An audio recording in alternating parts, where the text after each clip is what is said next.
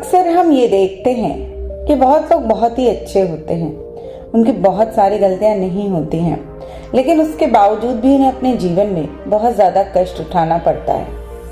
ऐसा ही एक पात्र दानवीर शूरवीर कर्ण का है। लोग ये भी कहते हैं कि कर्ण की गलती क्या थी, उसको क्यों दंड मिला। तो चलिए आज उन गलतियों के बारे में जानते हैं जिसकी वजह से दानवीर कर्ण की मृत्यु का सामना करना पड़ा।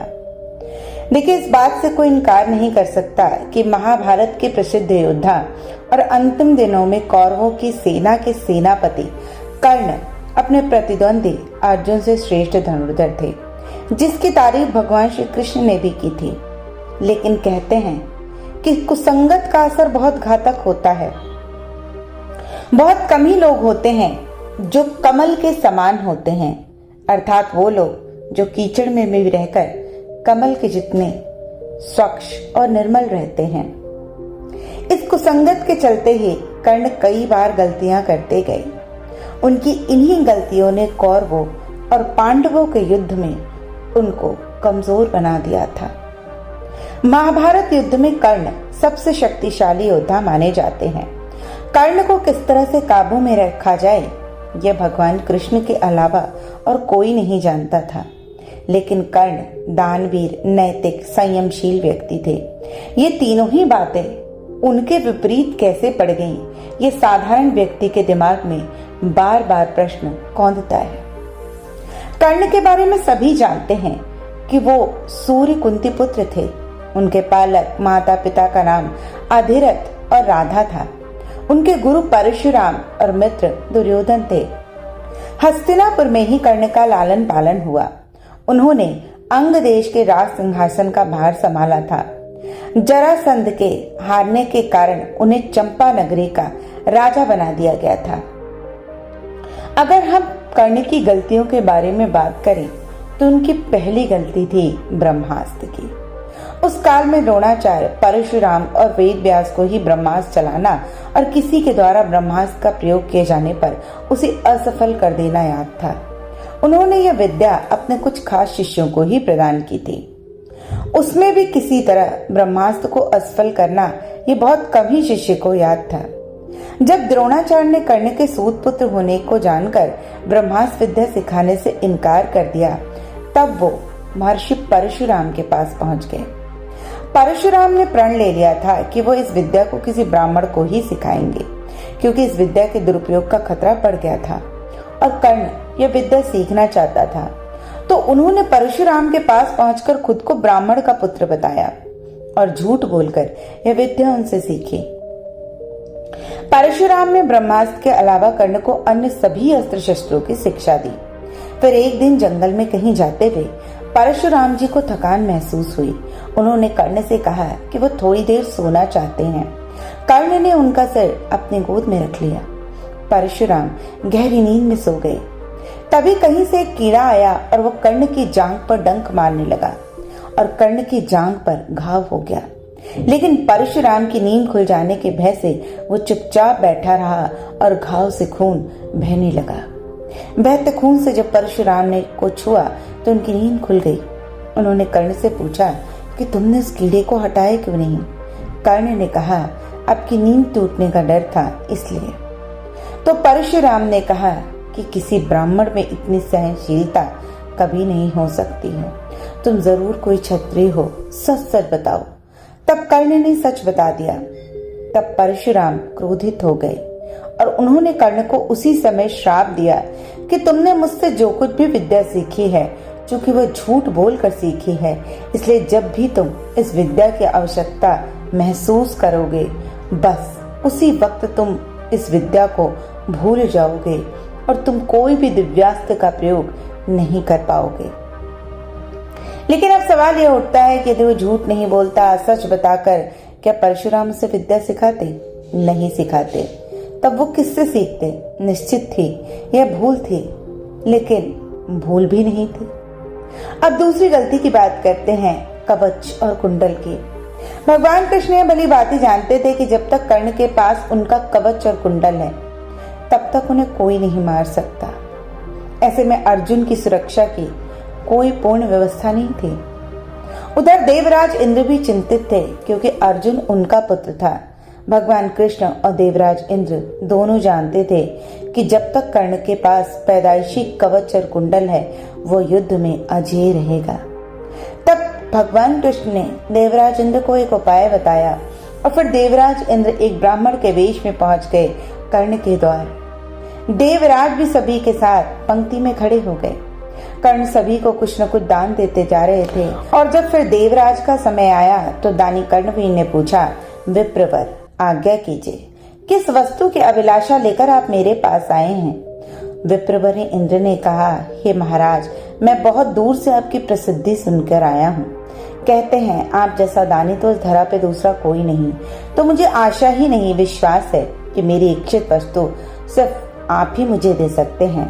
फिर भी मन में कोई शंका ना रहे, इसलिए आप संकल्प कर लें, तभी मैं आपसे कुछ मांगूंगा, अन्यथा आप कहें तो मैं खाली हाथ चला जाता हूँ।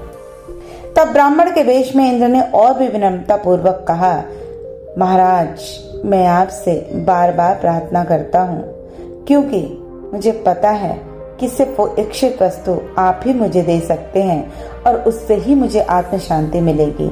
लेकिन यदि आप प्रण करेंगे तभी मैं आपसे दान लूंगा। अब कर्ण ने उस वक्त थोड़ा तैश में आकर जल हाथ में लेकर कहा, हम प्रण करते हैं विप्रवर, अब मांगिए। तब विप्र वेश में इंद्र ने कहा, राजन, आपके शरीर के कवच और कुंडल दोनों दान स्वरूप चाहिए। एक पल के लिए सन्नाटा छा गया। कर्ण ने इंद्र की आंखों में झांका और फिर दानवीर कर्ण ने बिना एक क्षण गवाए अपने कवच और कुंडल अपने शरीर से खंजर की सहायता से अलग कर ब्राह्मण को दे दिए। इंद्र ने तुरंत वहां से दौड़ लगा दी और दूर खड़े रथ पे सवार होकर भाग गए, इसलिए कि कहीं उनका राज खुलने के बाद कर्ण बदल न जाए। कुछ मील चलने के बाद इंद्र का रथ नीचे उतरकर भूमि में धंस गया और आकाशवाणी हुई, देवराज इंद्र, तुमने बड़ा पाप किया। अपने पुत्र अर्जुन की जान बचाने के लिए तूने छल पूर्वक कर्ण की जान खतरे में डाल दी है। अब यह रथ यहीं धंसा रहेगा और तू भी यहीं धंस जाएगा। तब इंद्र ने आकाशवाणी से पूछा, इसमें बचने का उपाय क्या है? तब आकाशवाणी ने कहा, अब तुम्हें दान दी गई वस्तु के बदले में बराबर की कोई वस्तु देनी होगी। अब इंद्र कुछ कर नहीं सकते थे, उन्होंने यह मंजूर कर लिया। तब वो फिर से कर्ण के पास गए, लेकिन इस बार ब्राह्मण के वेश में नहीं गए। कर्ण ने उन्हें आता देखकर कहा, देवराज आदेश करिए, और क्या चाहिए? इंद्र ने झेपते हुए कहा, दानवीर कर्ण, अब मैं याचक नहीं हूँ, बल्कि आपको कुछ देना चाहता हूँ। कवच कुंडल को छोड़कर आप कुछ भी मांग लीजिए और आप जो भी मांगेंगे वो मैं आपको दूंगा।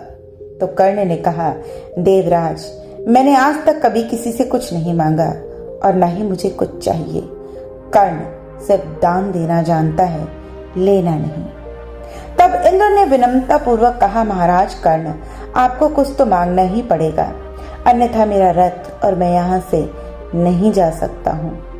आप कुछ मांगेंगे तो मुझ पर बड़ी कृपा होगी और आप जो भी मांगेंगे वो मैं आपको सहर्ष दे दूंगा। तब कर्ण ने कहा, देवराज, अब कितना ही प्रयास कीजिए, लेकिन मैं सिर्फ दान देना जानता हूँ, लेना नहीं। मैंने जीवन में कभी कोई दान नहीं लिया। तब लाचार इंद्र ने कहा कि मैं यह वज्र रूपी शक्ति आपको बदले में देकर जा रहा हूँ। आप इसको जिसके ऊपर भी चला दोगे वो बच नहीं पाएगा, भले ही साक्षात काल के ऊपर ही इसको चला देना, लेकिन इसका प्रयोग सिर्फ एक बार ही कर पाओगे। कर्ण कुछ कहते उसके पहले ही देवराज वह वज्र शक्ति वहां रखकर तुरंत चले गए। कर्ण के आवाज देने पर भी वो रुके नहीं। बाद में कर्ण को उस वज्र शक्ति को अपने पास मजबूरन रखना पड़ा, लेकिन जैसे ही दुर्योधन को मालूम पड़ा कि कर्ण ने अपने कवच कुंडल दान दे दिए हैं, तो दुर्योधन को चक्कर ही आ गए।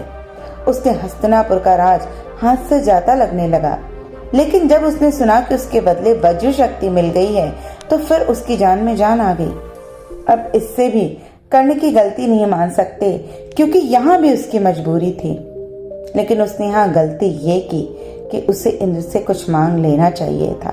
न मांगने की गलती एक तरह से गलती ही है। और इसके अलावा वो ये भी कह सकता था कि वह उस वज्र शक्ति का प्रयोग एक से अधिक बार कर सकता है। इसके अलावा यदि तीसरी गलती की बात की जाए तो एक और कथा है, वो है सर्प और कर्ण की कथा। अब ये कथा कितनी सच है इस पे शोध नहीं है, लेकिन लोक कथाओं पे आधारित है। माना जाता है कि युद्ध के दौरान कर्ण के तुड़ीन में कहीं से एक बहुत ही जहरीला सांप आकर बैठ गया। तुरीण अर्थात जहां तीर रखते हैं, ये पीछे पीठ पे बंधी होती है।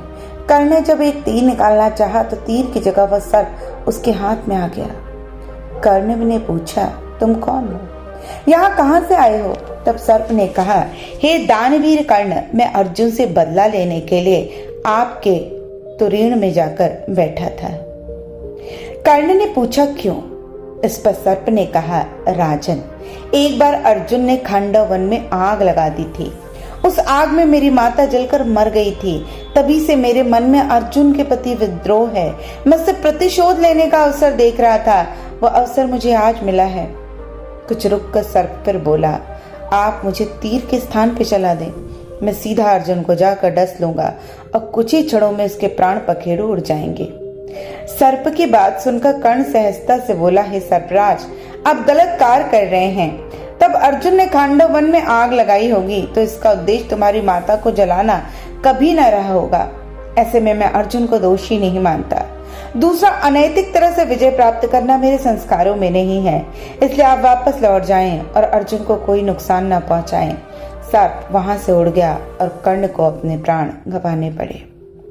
अब ये भी उनकी एक गलती थी, लेकिन यहाँ पर भी उनकी अच्छाई का परिचय ही मिलता है। अब यदि बात करें उनकी चौथी गलती की, तो ब्राह्मण का शाप, जो उनकी जिंदगी का सबसे बड़ी परेशानी बन गया। परशुराम जी के आश्रम से शिक्षा ग्रहण करने के बाद कर्ण वन में भटक रहे थे। इस दौरान वो शब्द वेदी विद्या सीख रहे थे। एक दिन जब वो इस विद्या का अभ्यास कर रहे थे, तब उन्होंने गाय के बछड़े को अन्य वन पशु समझकर शब्द भेदी बाण चला दिया और उस बाण से वो बछड़ा मारा गया। तब उस गाय ने बछड़े के स्वामी ब्राह्मण ने कर्ण को श्राप दे दिया कि जिस प्रकार उसने एक असहाय बछड़े को मारा है, वैसे ही एक दिन वो भी मारा जाएगा। जबकि वह खुद को असहाय महसूस करेगा, तब उसका सारा ध्यान अपने शत्रु से कहीं अलग किसी और काम पे होगा। और हुआ भी यही था। जब कर्ण का अर्जुन से घोर युद्ध चल रहा था, तब उसके रथ का पहिया बार बार भूमि में धंस जाता था और वो उसे निकालकर फिर से युद्ध करने लगता था। ऐसे समय में जब फिर से उसके रथ का पहिया भूमि में धंस गया, तब वह फिर से उसे निकालने लगा और उसे उस वक्त घबराहट हो रही थी और उसका सारा ध्यान युद्ध के अलावा पहिए पर था। वो खुद को असहाय महसूस कर रहा था और ऐसे में भगवान कृष्ण ने अर्जुन से कहा कि सिर्फ यही मौका है जब तुम कर्ण को मार सकते हो, और उस मौके का लाभ उठाकर अर्जुन ने कर्ण को मार दिया। हालांकि अर्जुन ने एक असहाय अवस्था में कर्ण को मारा था, लेकिन नीति जो कहती है, युद्ध नीति, चूंकि भगवान श्री कृष्ण ने ही अर्जुन से संबंध में उससे कहा था और यही एक रास्ता था, वरना अर्जुन कर्ण से जीत नहीं पाता। तो यहाँ भी कर्ण की एक छोटी गलती उसकी मौत का कारण बन जाती है। और अंत में बात करते हैं पांचवी गलती की, और वो पांचवी गलती थी कुंती को दिया गया वचन। एक बार कुंती कर्ण के पास गई और उससे पांडवों की ओर से लड़ने का आग्रह करने लगी। कर्ण को मालूम था कि कुंती उसकी माँ है। कुंती के लाख समझाने पर भी कर्ण नहीं माने और कहा, जिसके साथ मैंने अब तक का अपना सारा जीवन बताया, मैं उसके साथ विश्वासघात नहीं कर सकता। तब कुंती ने कहा कि क्या तुम अपने भाइयों को मारोगे? इस पर कर्ण ने बड़ी ही दुविधा की स्थिति में वचन दिया कि माते, तुम जानती हो कि कर्ण के यहाँ याचक बनकर आया कोई व्यक्ति खाली हाथ नहीं जाता। मैं तुम्हें वचन देता हूँ कि अर्जुन को छोड़कर मैं अपने अन्य भाइयों पे शस्त्र नहीं उठाऊंगा। तो हालांकि ये 5 गलतियां शास्त्रों में बताई गई हैं, लेकिन ये सारी गलतियां एक साधारण मनुष्य नहीं कर सकता। ऐसी गलतियां एक महान पुरुष ही कर सकता है। हालांकि उसकी जिंदगी में खुद ही बहुत संघर्ष था और उस संघर्ष में उसने कितनी बार झूठ बोला और कितनी बार गलत लोगों की संगति में भी रह गया, लेकिन उसमें उसकी गलती नहीं थी और ये भी एक विधि का विधान था और इस रूप में ही उसकी मृत्यु निश्चित थी। यदि हम विधि के विधान को मानकर स्वीकार कर लें तो शायद हमें इस बात का पछतावा ना रहे कि हमारे साथ ये अच्छा या बुरा क्यों हुआ। अपना प्रयास हमेशा करने की तरह अच्छा करें और यदि विधि का विधान आपको कष्ट देना चाहता है तो उसको सहज स्वीकार कर लें। बस यही आपकी और हम सभी की मुक्ति का एकमात्र मार्ग है।